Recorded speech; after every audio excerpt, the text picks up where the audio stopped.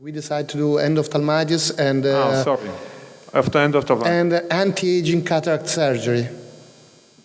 So, the first I want to share with you. I'm working in a monospecialist hospital in Rome where we have a first aid open 24 hours a day, every single day. So we see a lot of endophthalmitis still right now. So we see at least 20 endophthalmitis every single year. So we have quite a lot of experience about this.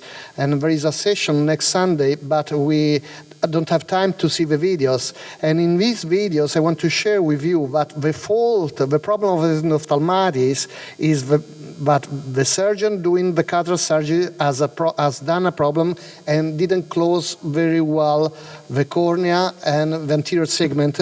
That's the reason of endophthalmitis. So be careful any time you have a problem to be sure to close everything, otherwise there is a problem. The second video is this one. This is an ophthalmologist who came on Saturday afternoon, and it has no, we start again with this one. Possiamo andare avanti con la regia sull'altro video? Ok. This one. Okay.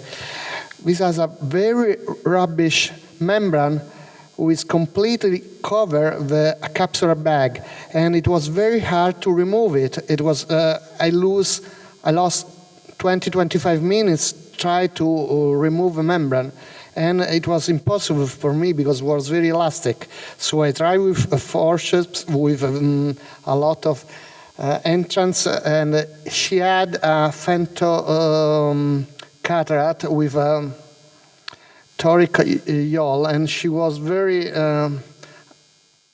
disappointed about this kind of problem, and she didn't think that it can happen. So I lost a lot of time. Somebody could tell me that this is a task, but we analyzed every membrane, and it was positive to coagulase negativo. So it is an endophthalmitis. The best thing we chose, it was to do the surgery as soon as the patient arrived in the hospital.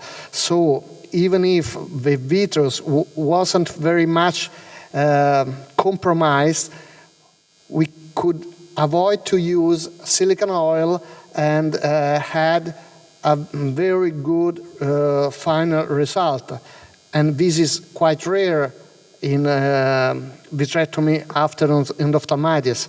Usually I use always silicone oil, but in this case, fortunately, I could avoid to use it because the vitreous was quite good. In the echography, it was just a little bit of compromisation. So you see, I tried to do with vitrectomy. It was 23 gauge vitrectomy, but I couldn't manage to remove the membrane. And I tried again with this one, with Eckhart forceps, and it was really impossible. And I was concerned if I had to remove the capsular bag. And this is something I never do during endophthalmitis. I try to keep lens and keep the capsular bag.